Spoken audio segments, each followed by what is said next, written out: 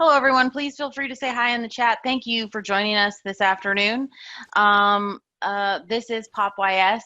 This screen right here has some of the technical details about how things are working. You do not have mic access in this session, so I really am going to ask you guys to make use of the chat feature because I really want to hear from you about what kind of questions you have as we go along with this, and et cetera, et cetera.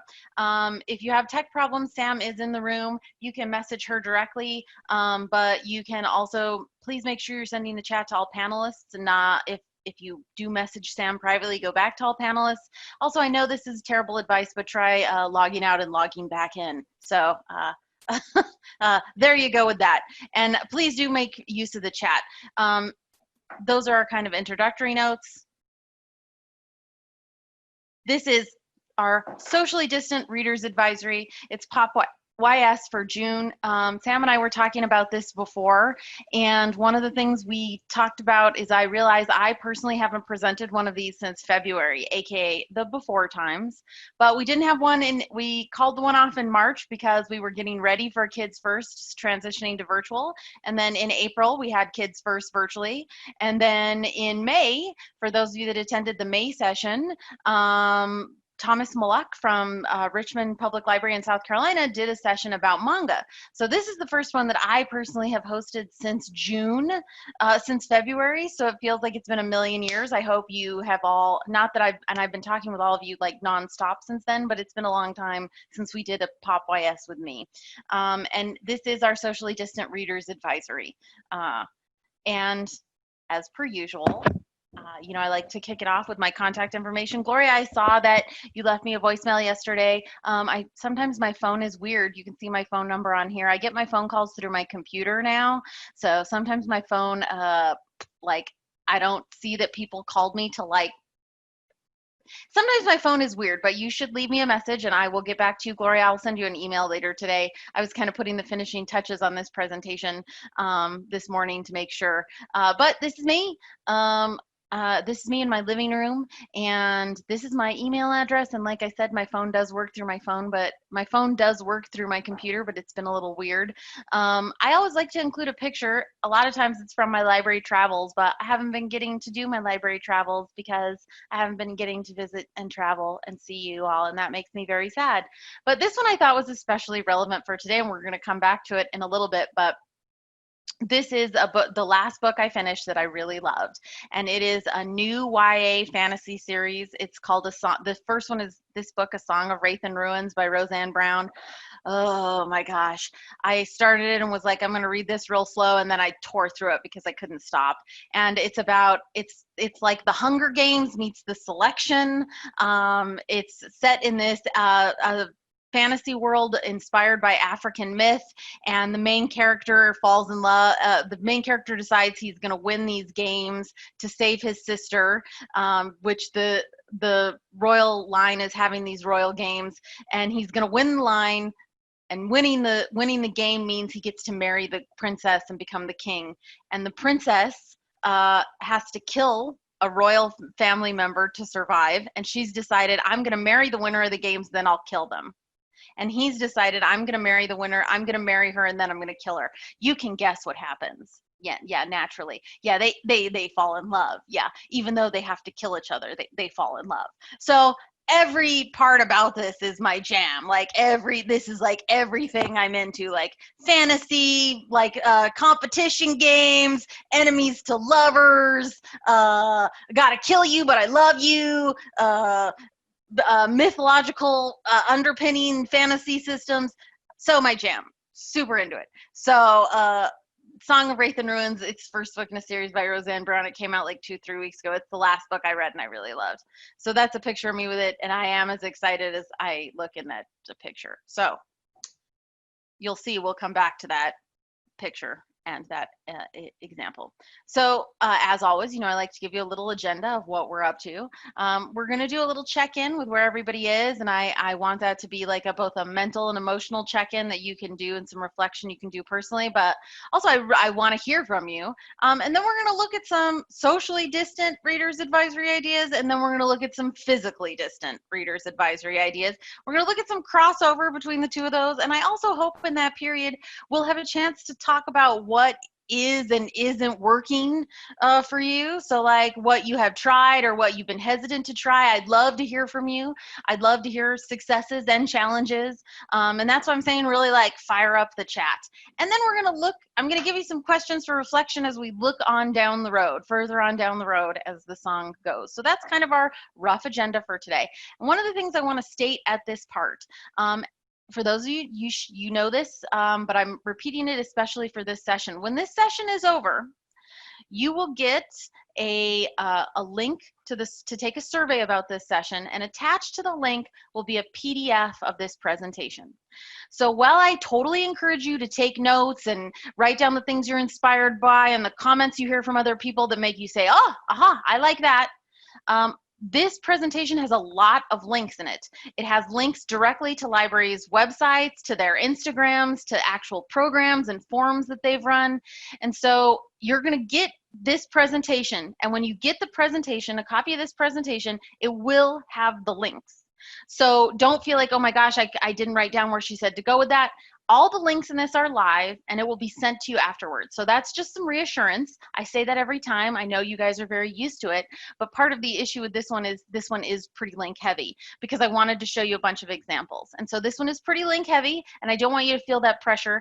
Sam, I would also say, in case I hope, I'm going to be really positive that a lot of really great ideas are going to come up in chat. A lot of really amazing ideas. You guys are going to really exchange information. You're going to really brainstorm and have a great chat. So if that's the case, which I'm sure it's going to be, Sam, could we also possibly send a copy of the chat? Is that a possibility? We don't usually do that, but I'm hoping. Okay, so that's the other reason for you to stay really active in the chat. We want to really keep things going in the chat and have it scrolling by fast, but then you can save it and it will also be attached with the recording. So keep that in mind when I ask for ideas. So let's get started. First of all, this is our check-in. I want us to just take a minute. Literally, I just want you to take a deep breath in and a breath out, and just take a minute to just try to let everything be, the hardest thing. And to just understand how things are and accept that this is not like when we did this in February and we were so excited for summer reading and we had the whole program in February was how to do book-based programming and have huge programs at your library with 1 million people. That's so great. So one of the first things I'd like to kick off in chat is if we did this before in some previous sessions, I think it's helpful here. If you could describe in one word, how are you? How do you feel? How are you doing? How are you? I think that basic question, I think also, as you all know, I think seeing how other people feel is always helpful, because sometimes you feel like I'm the only person who feels this way, or everybody else is doing so great.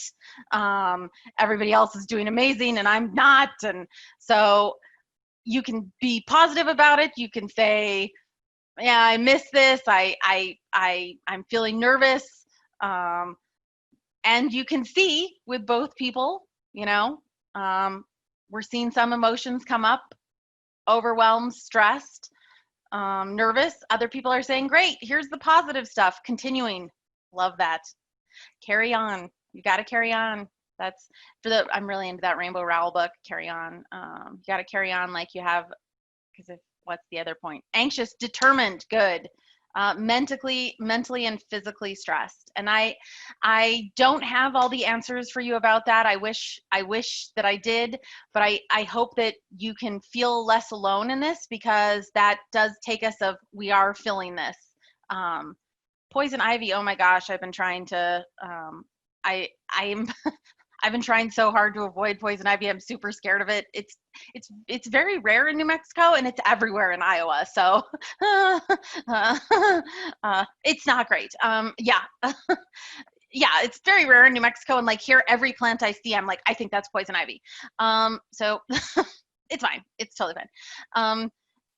I also hope that you will reach out and ask for help from the social supports that you have, from the people in your county, from fellow librarians. I hope that you will say, hey, I'm feeling overwhelmed and I need to focus on just this one thing. I think this part's going really great, so I want to drill back on that. So I really want you to just know that it's okay to not be okay, and it's okay to feel however you feel. A thing I repeat to myself always is that it's okay to feel your feelings. Like, it's okay to feel how you feel. Like, you can't say, I'm not. It's okay to feel great. It's okay to feel like you're glad that you get to return to even curbside service, or it's okay to feel nervous about relatives that you have in other states. It's okay to feel all of those feelings. It's okay to feel your feelings. That's what we tell kids all the time. And I think it's solid advice for adults as well. And again, I would say, the thing we've said from the beginning, this is a marathon, not a sprint. I want you to keep that in mind with everything we talk about today. If you hear a great idea in this session, you do not have to say, and tomorrow we're going to start doing it. But if you hear a great idea in this session, you might say to yourself, we're going to do that in a month. We're going to do that in 2 months. We're going to look down the road at all of this. And we're not going to get exhausted because we have to run 26 miles, not 500 yards. So, all of that in mind, and at the core of it, I hope that we all come back to this idea that we are all still in this together. It's going to be difficult. People are going to have different reactions, and we're going to just keep learning, and we're going to keep trying. You've all heard me say this from the get-go. You know, literally this virus, they think started in like November, and it's still only June. I know it feels like it's been 100 years, but so much, we're still learning. And I think so much of this is still happening. And so that's one of the things I really want you to take away from today.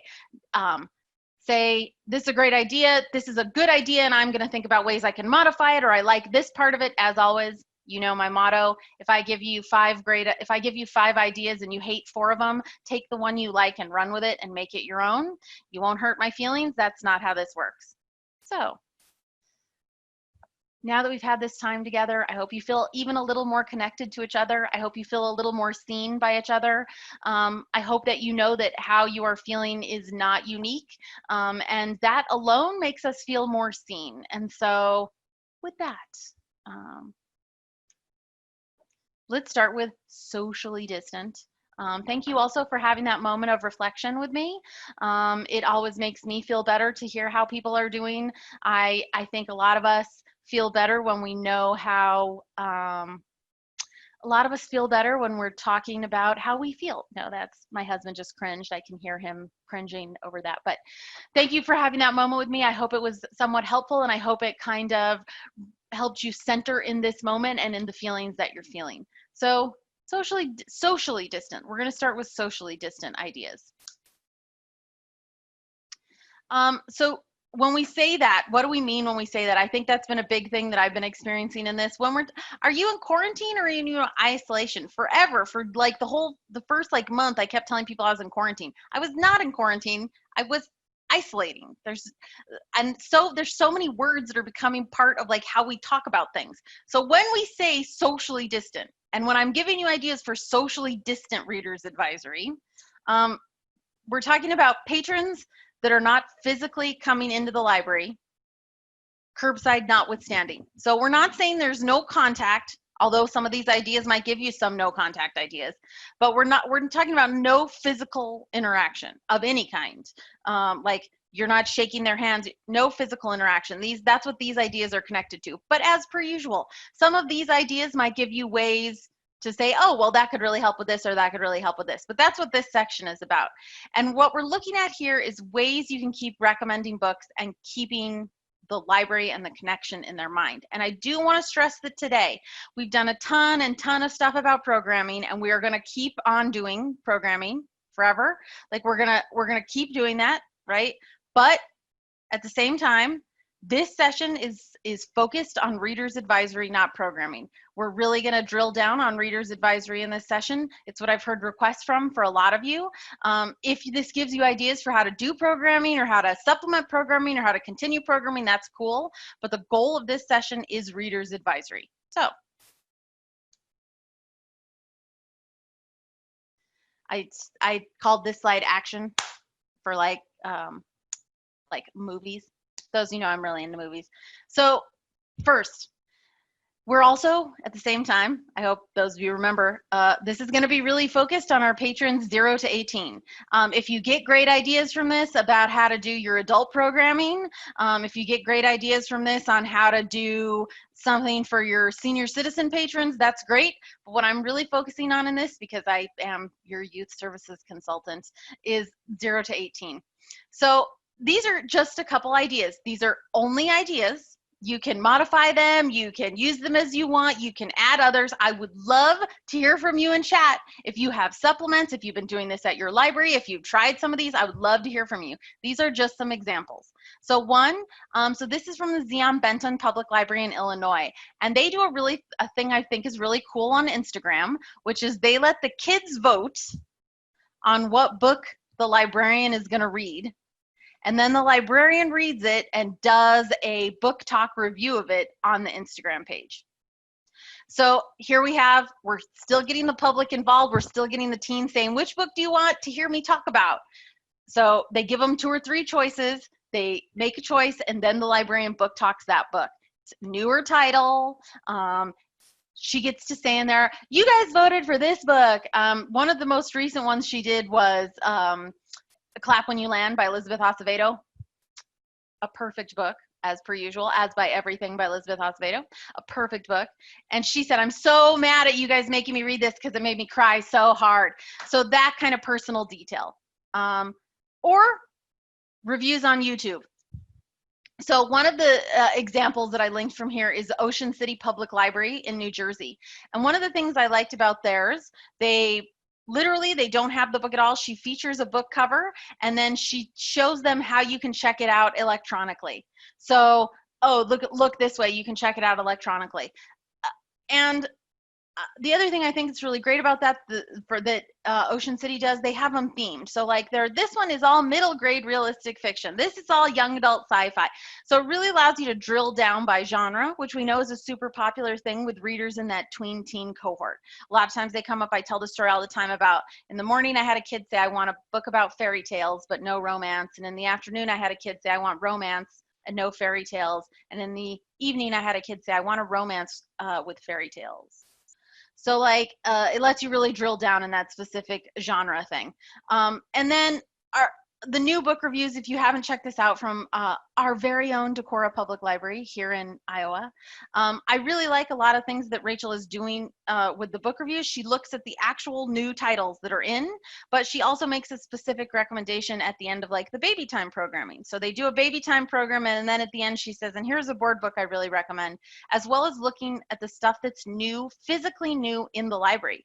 Because again, they've been removed in a lot of ways. We've taken out that element of removing the actual browsing through.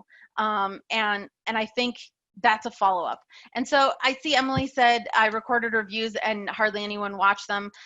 One of the things that I want to point out, so like this Zion Benton one of those has like 30 views. And we'll come back to that in a minute. And I know that feels like I did this and only 30 people watched. How many teenagers, have you ever book talked to 30 teenagers at one time? And so I want you to really, we're going to talk about that a little more, but I want you to go easy on yourself, just like we have talked about with all of these presentations. You should not be expecting 800 people to watch these. Even if you are from an enormous public library, even if you're from Cedar Rapids Public Library, Des Moines Public Library, I think you should adjust your expectations accordingly. I've also seen libraries who are doing a thing I really love, Facebook Live reviews. Here's what I've been reading, and chat. And they've also had people come on as a guest. So like say, here's this person who's come to talk about some books they've read. So kind of adding that interactive element. So that's why I put these under like action. So with that, Why are we doing this? Why would we be doing this? Seems like an obvious question. It fills, I think, a similar need to digital story time. I think a lot of people dove right into, yeah, we're going to do digital story time. Obviously, I'm going to read a book online. Who do I have permission to read it from? And at the same time, it's that same thing that we are going to keep up that connection of having the conversation with our patrons about books. It's going to look different. Some parts of it are going to work, some aren't, but we're going to keep up. We're going to keep books and your knowledge. You are the expert. You are the expert at recommending books. You are the person that helps people find books. We want to keep reminding of that. It's not an Amazon, Goodreads, equation that spits out, if you liked Gone Girl, you'll read these 5 other books, and you as a librarian look at that list and are like, that person's not gonna like any of those titles. Those aren't good at all. It's continuing to make use of that connection that you've built and that expertise. And it also is, just like with digital storytime, in this era, it's meeting digital users where they are. So it's meeting these users, especially if we're talking about teen users, and those of you know that I almost always am, we're meeting them in the spaces that they use. So some of you went to our teen sessions where we had the librarians, the teen librarian from Ames, Tomby, come and tell us about their Discord space. We're meeting digital users where they are.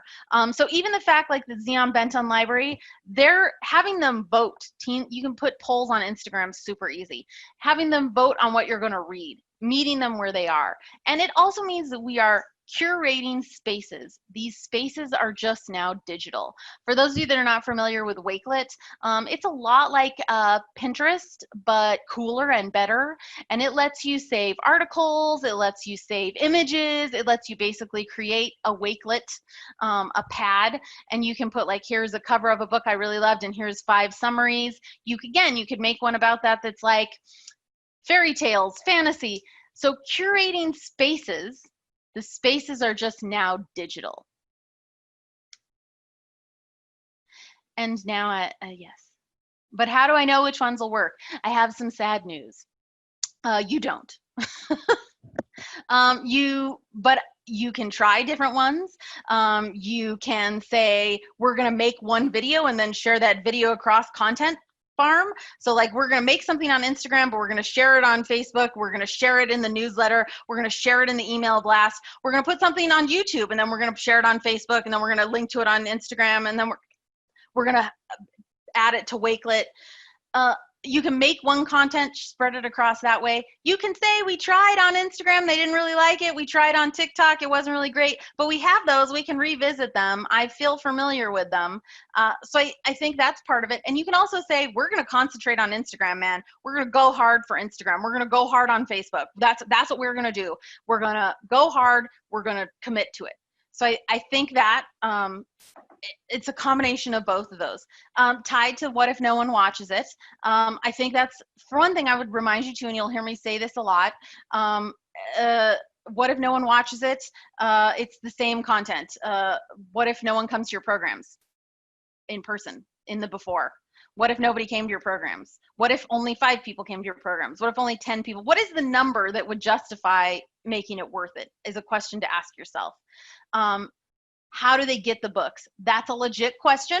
And I think that this is a time for you to look at your digital offerings. I think this is a time for you to look at your ways that you're distributing books. And we'll talk a little bit more about that when we get to physical.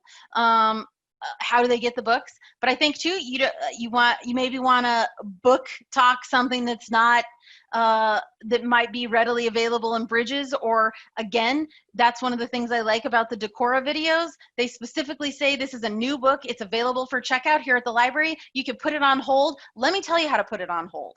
So at the end of each video, or at the end of each thing, you say, this is a brand new book, you can put it on hold, it's available right now. This is a brand new title we added to Bridges, you can check it out on your phone right this second.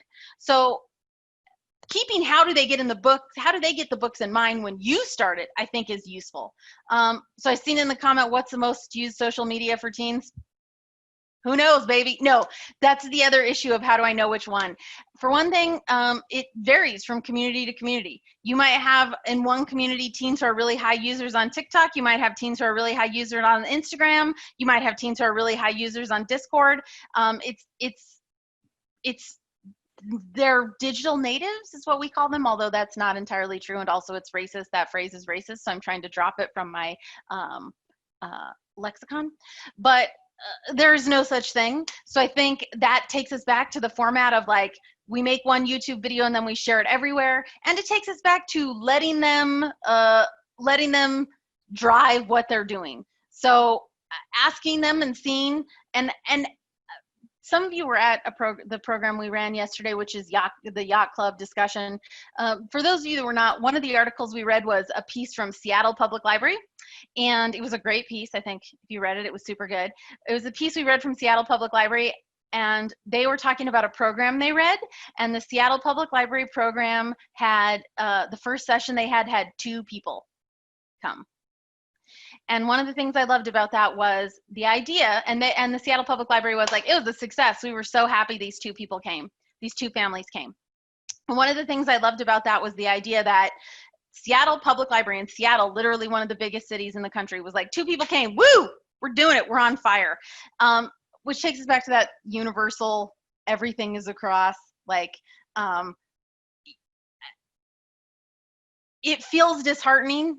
It is disheartening, but it's the exact same thing as if you did a program in person and said, nobody's coming, so we're done with that. We're never going to try it again.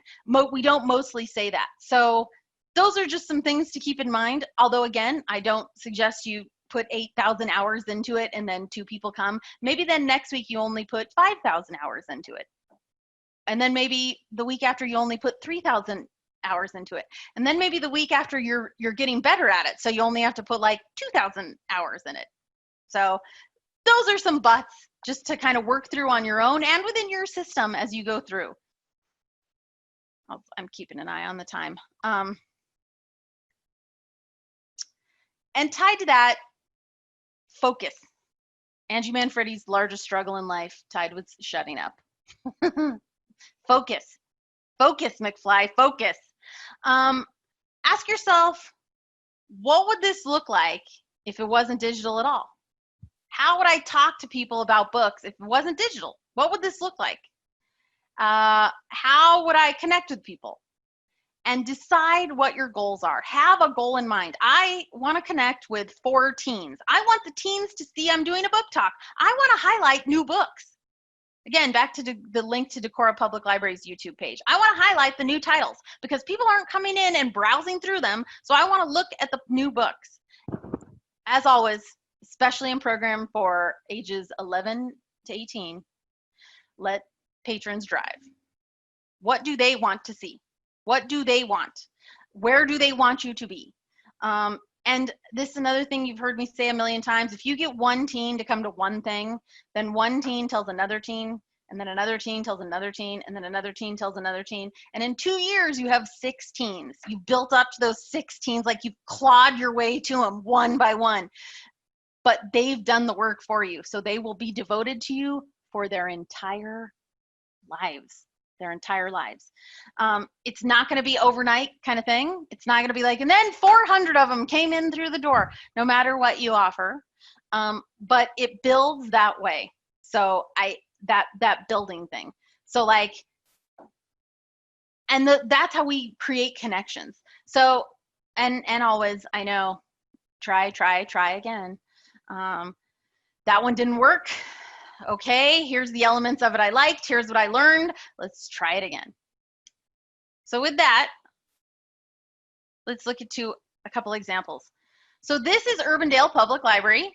And this is a thing that they've started over the summer, which is they meet in Zoom to discuss the book. If you register for this book, you get a free copy of it. They bought paperback copies of these titles and not like 10 or 15 paperback copies. So they bought paperback copies of these books. They set up a time for you to come pick it up at the library, and then they meet online and discuss it. And this, every week, you have to call and get the Zoom link. We're creating spaces in different places. We're creating a space where we all get together and you talk about the book, and you can say, everybody this week, bring your favorite snack food. It'll be book and chat, or bring your favorite something to show. Like tell everybody else when you're in here another book you're liking or another book you love. You can also say space is limited. It's the first 10 people who register get a copy of this book for free, and then you come pick it up and we talk about it that way, and you get to keep the book forever. Have a great time. Creating spaces, different places. This is an online version. We all get to see each other. We all get to chat. It's a safe space. We can all be together. So this is Urbandale's one. Truly Devious is super good. If you're into mysteries, it's super good, as an aside. So this is something I love from Marion Public Library. And this is a kind of a combination of a program and reader's advisory. So Marion Public Library had, and this is a link to the talk with Melinda Lowe, who is the author featured there and one of my all-time favorite authors. And if you haven't read Ash, it's literally a young adult classic. It's a lesbian retelling of Cinderella, and it's thebomb.com. But Marion Public Library has a series called Writers and Writing, and they offer virtual authors. So this link with Melinda Lowe is her talking about how she got into writing and taking questions from teens, and now it's posted on their YouTube. This especially is a time to really encourage that kind of creativity and tie it into the books, because if you have never heard of Melinda Lowe, after you've heard this talk from her, you're like, wow, I want to read all her books. I want to read the one about lesbian Cinderella. Who doesn't, to be honest? Let's be real. So connecting, here's an author, and they're going to tell you about writing. They're going to tell you about how they got published, but they're also going to tell you about their books. Or I'm going to link to this author video or these author panels. You know, in the newsletter, I've linked to a bunch of virtual book festivals.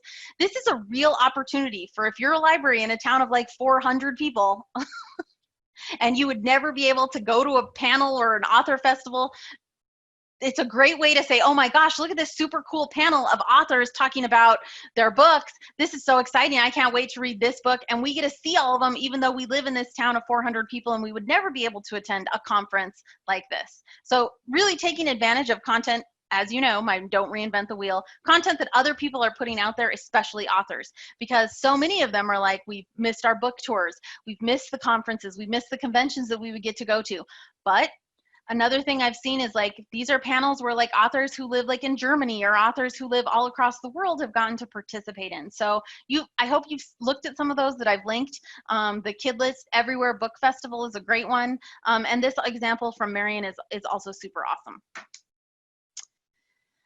But also, the number one thing we're looking for, the number one thing that connects all of these threads is human connection. What are you desperate for more than anything in the world? For me, it's not getting food. It's not getting my hair cut. It's not even going back to the movies, which is my favorite hobby. It's human connection. It's connecting with other humans. And it's reminding people that we're behind this. So this is an example I screenshotted from the Eldora Public Library's webpage. Just took some picture books. They're right here. They're funny. They're checked out in the library. You can come check them out today. I think the dedications are funny. Ha ha ha. Human touch. And that takes us all the way back to that introductory picture when you saw me posing with A Song of Wraith and Ruins. Did that make you want to read that book more? Did you suddenly think, wow, I'm going to move that up in my book list? I'm interested in that. Did me just talking about how much I like Ash make you feel interested in it? Why? Because you trust me? Because you know I know a lot about books? Because you know I read widely? Because I told you what they were both about in an exciting and quick way? That's the same way your patrons feel about you when you talk about books. They don't want to hear it from Goodreads. They don't want to hear it from Amazon, who just recommended whoever paid the most to get their book put in there. They want to hear you say, this is funny. This is my favorite. This is really good. Here's what I liked about it. Human touch. Human connection. We're desperate for it, and we're desperate for it in this way too. That's what unites all of these ideas. So now some of our physically distanced. You don't have to worry about copyright laws when you take pictures of the book and post them, unless you post like the entire interior of the book, in which case we're back to larger issues And I would not recommend that you read an entire book. I think even putting the cover, like right here, like we have on Eldora, there's a cover in the dedication. You don't even really need the dedication, I think, if you include the sun and moon. So, but you don't want to read a ton of content. And if at all possible, you should go to the publisher's official website for the book. And at the publisher's official website for the book, 80% of the time, they have a high-res version of the cover that you can download. And then you download that and they're like, here's a version of the cover. Don't just go to Amazon and take the copyrighted material 8.5 by 8 image that's pixelated and looks crappy. Go to the author's official website, go to the publisher's official website. A lot of times, like for instance at Penguin Random House, there'll be like additional information and it's a high-res version of the cover. So or if you take a picture of it, you're going to want to avoid like, here's the first 45 pages of it for free. Don't do that. So that, if that helps, I hope. So physically distant. What do we mean when we say physically distant? Like ships passing in the night. Here we're talking about patrons that are physically coming into, or more specifically, stopping by the library. So we're talking about not virtual, although again, there's going to be some crossover, right? But what we're looking for here is ways we can minimize contact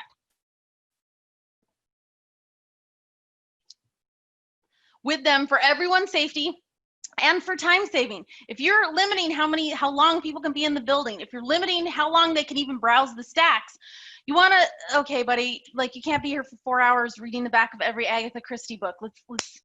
Let's keep it going. Okay, let's keep it going. But we want to still meet their needs, and we want to still remind them we're the experts here and we're here to help you. So, oh my gosh, Angie, thank you for linking that. Other Angie, I'm going to talk about book bundles too. Everybody check out that link from Manchester.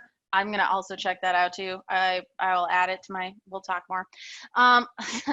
Okay, first, this is a joke for me and Sam. For those of you that watch Arrested Development, which Sam and I talk about all the time, no touching! That's a joke from Arrested Development. If you haven't watched Arrested Development, it's all streaming now on Netflix. I highly recommend the first 4 seasons. They're very funny. Okay, no touching. We want to meet their needs, minimize the contact, and also not just minimize the contact for them, but minimize the contact for us, okay? Here's one of my favorites. This is Choose and Collect. I included this one because this is from England.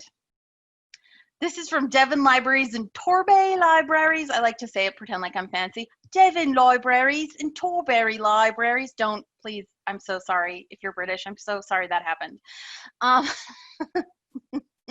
So they are calling theirs Choose and Collect. I want you to think of this version as what we call concierge services, right? Call or email your local library. Our staff will select some books. We'll book you for a collection slot. One of the things I like about the way that they've phrased this, first of all, it has, as you know, I love alliteration, choose and collect. So it has that simpler phrase, but also we want to make it sound as simple as possible. So concierge services, let us pick things for you. Here's 2 examples, along with the one that Angie put in chat, which I hope you'll all check out, Angie from Manchester. Other Angie, as I like to call her, but she's the best. Concierge, and there's also Angie Pilkington. We're the 3 Angies.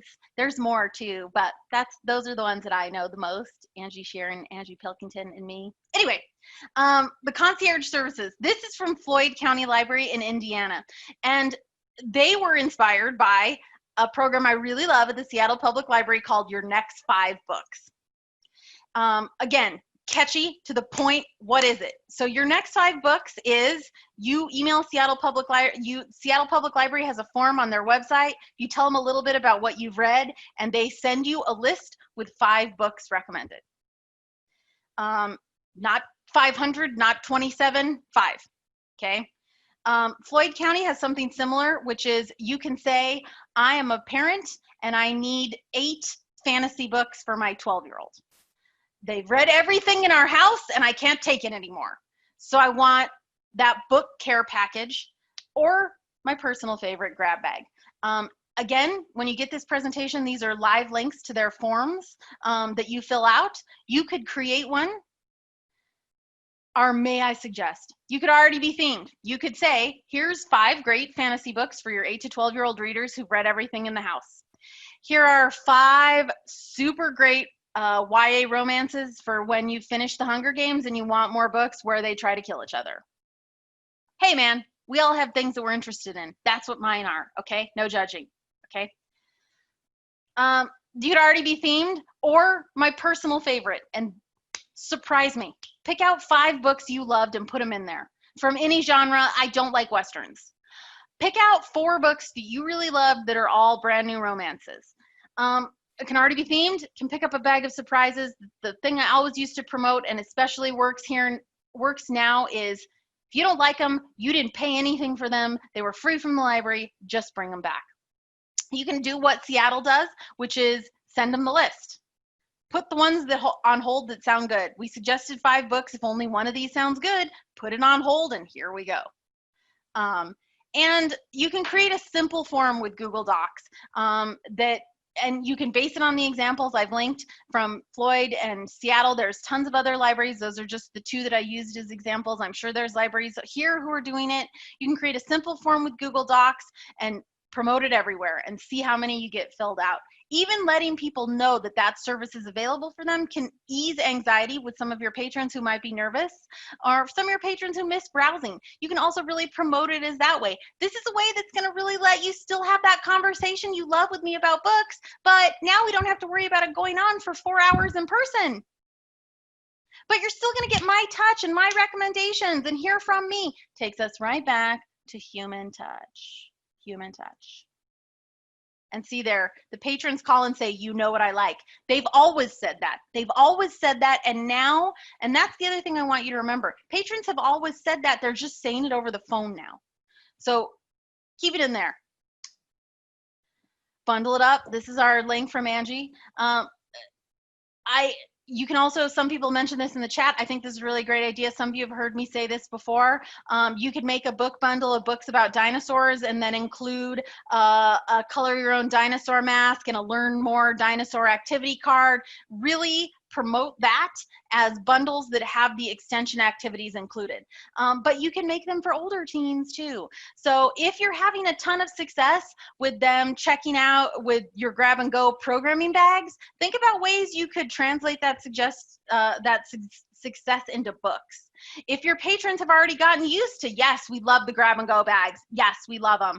Say, guess what we're introducing now? Grab and go readers advisory. It also has a craft. It also has an activity. It also has a link. It also has fun stuff inside. It just also has a book.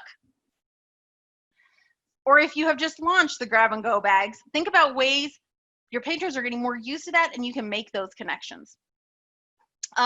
It combines the readers advisory with the socially distant programming. So saying book club, I'm going to choose a bunch of fantasy books. You're all going to read them, and then we're going to get together in Zoom, and you're going to book talk what you read to each other.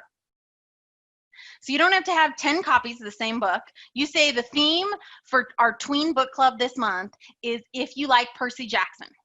And I'm going to make 10 bags for books that are like Percy Jackson, and then we're going to have a Zoom meeting, and everybody is going to talk about which ones they liked, and you can get interested in hearing about the books from each other. Letting them drive the programming. And one kid's going to come in and say, this is the best book I ever read. It was so great. I loved it. It was amazing. Another kid's going to come in and say, yeah, this was terrible. I hated it. It was awful. I would never read it again. But then you're not trying to find the exact same 10 books, and you're also building into it a chance to let them give each other readers advisory. And then maybe they say, I love it. I love this one. It's so great. It's both. I love it so much. Okay, then everybody's going to want to check that one out, and that tells you something out. So kicking it old school. Yeah. All of this, so much of this is based in the digital divide, and I understand that. And that's the other thing I want you to remind yourself with this too, which is that there are always going to be patrons that you're not connecting with, and that is the way it was when our library was open. And what takes us back to a marathon, not a sprint, is that what we make sure that we do is that we think about those patrons even when we're not connecting with them. When you say, you've heard me say this before about if it doesn't work for everybody, if it doesn't work for patrons who don't have reliable internet, it doesn't work. I think that you accept, yes, we have this really cool Instagram video, but a bunch of teens in our town don't have devices where they can access internet. Instead of saying, oh, well, what can you do? I'm not going to try Instagram anymore. Or, oh, well, that's over. I'm not going to connect with them. Is say, okay, well, that's one answer. So what are other ways I can get in touch with those teens? And that takes us to our old friend, print material. New book lists, recommended book lists. You create the book list and then you leave it in the place that you are. I hope you're all going to your food banks. I hope you're all going to your food drop-off sites. You can leave drop-off. Everyone gets their own. You don't have to worry about circulating. This person touched this one, this person touched this one. Everybody has their own. If you're doing a story walk, you can leave book lists at the story walk. Drop them off at places where you know people are going to be. You don't have enough money to drop off grab and go craft bags at your local grocery store. Can you print off 20 book lists to remind them that that's or can you print off information to leave it there? And it turns into a cycle that it directs patrons to use the catalog and contact you directly. If that means they call you on the phone, if that means they send you an email for the 45 minutes a week they use the internet from the parking lot, whatever that is, it turns into a circle of directing them back to those resources. So don't forget to keep reaching out. And that takes us way back to that digital divide. And what don't forget to reach out means also means don't forget to make connections. So Emily pointed out that the Christian school brought over the 7th and 8th graders. That's a connection there. You build from that. You count that. If you like this, you'll also like, we used to put those on the shelves all the time as actual shelf talkers. And I would have teens fill them out. And one time a teen did one for Percy Jackson that said, you should read, they said on them, if you like this book, or it said tag our teen group recommends, and the Percy Jackson one said, he kills his math teacher in the first chapter, what's not to love? I think about that all the time, yeah. His math teacher's like a Gorgon, dude, don't even worry about it, or she's like a monster of some kind, it's fine. Okay, don't forget to reach out. Who are your partners? Who are your partners in the community? And how can they help you connect with the people you're not connecting with? The families that don't have reliable internet, the parents that don't have a car. I always talk about curbside. Not everybody has a car, dude. Not everybody has working, reliable transportation, okay? So how are they gonna do curbside? It's the same thing with drive-up testing. How can you do drive-up testing if you don't have a car? Newspapers. Do you still have a local newspaper? Do you have one of those local pages? At the town that I lived in, Los Alamos, the newspaper had turned to an online newspaper called the Los Alamos Reporter or whatever it was, but they got thousands of clicks in our town. They got thousands of clicks in our town. So we started writing articles for them, which was literally, we submitted blog posts and then they posted them from the library. Do you still have a newspaper? Can you call the newspaper up and say, hello, I'd like to write an article about books for you?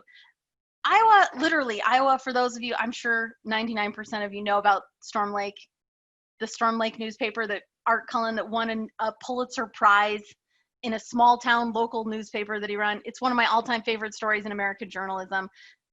Ask them if they'll take content from you, okay? Mailings, right? Mailings.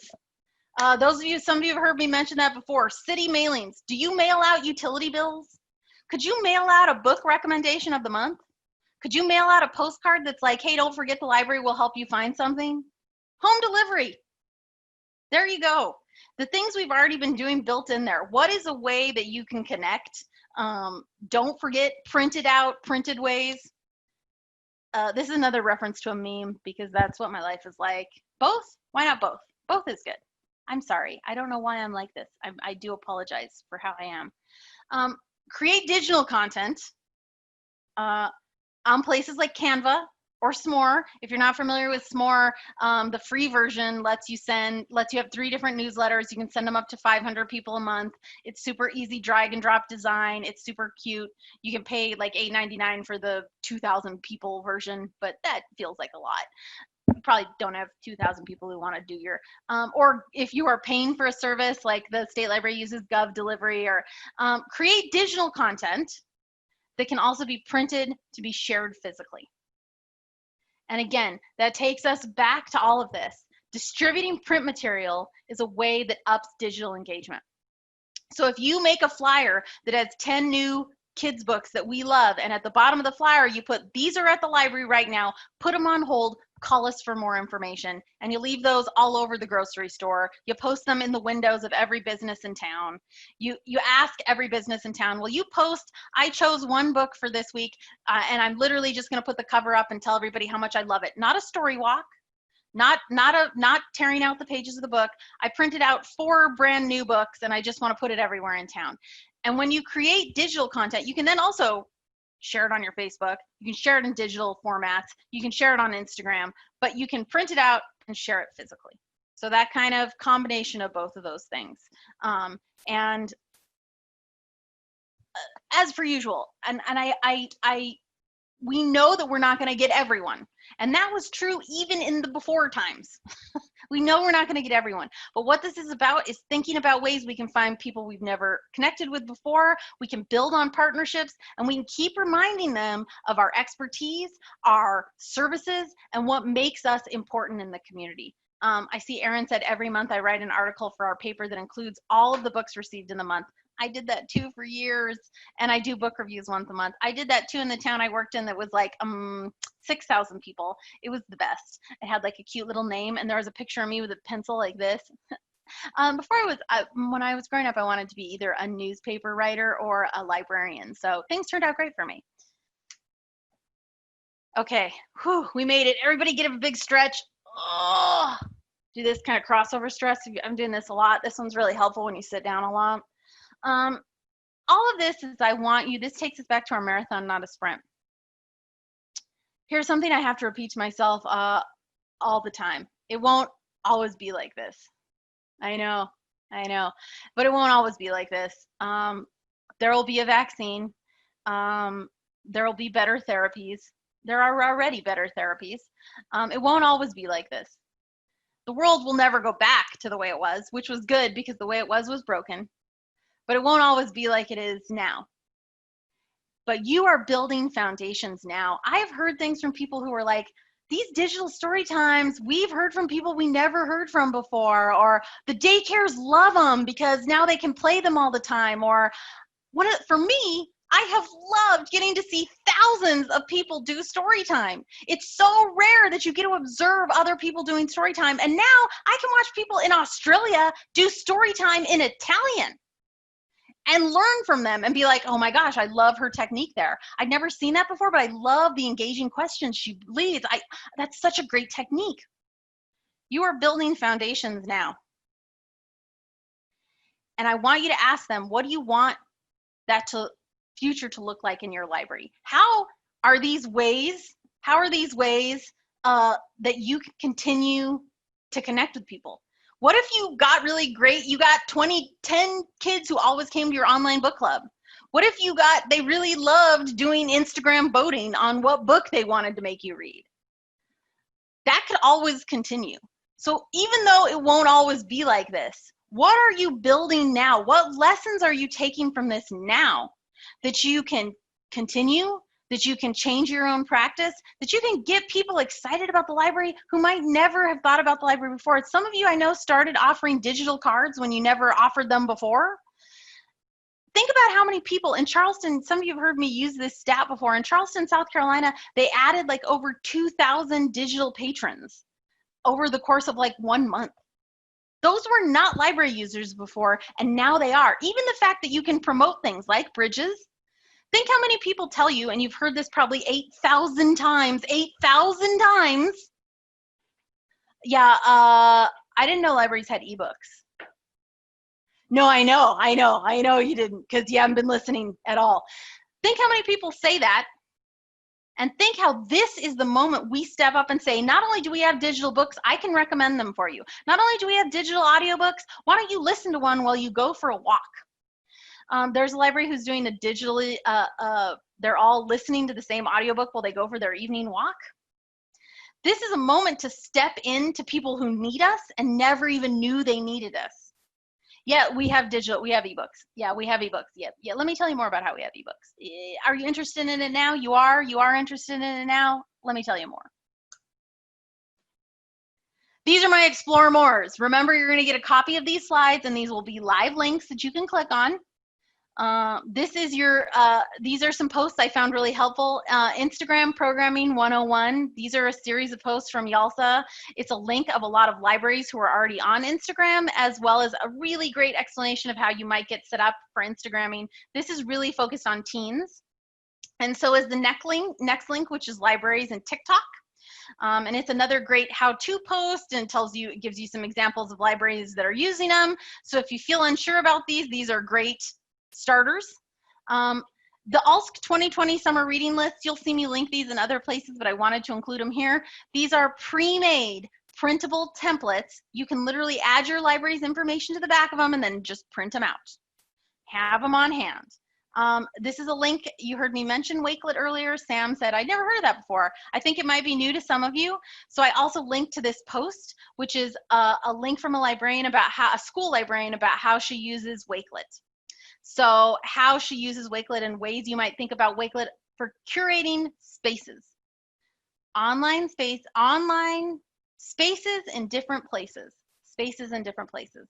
And I hope, fingers crossed, you're all familiar by now with the YS COVID-19 Idea Swap giant Google document that I have created. It's 20 pages now. It has links to socially distant programming, scavenger hunts, my favorite story times, grab and go ideas, coloring pages, printables, paper dolls, coloring pages, tons and tons and tons of stuff. Best practice examples of videos for school ages, so much ideas. And also, I want to know, all of this comes down to, I want to know what else I can do to help you.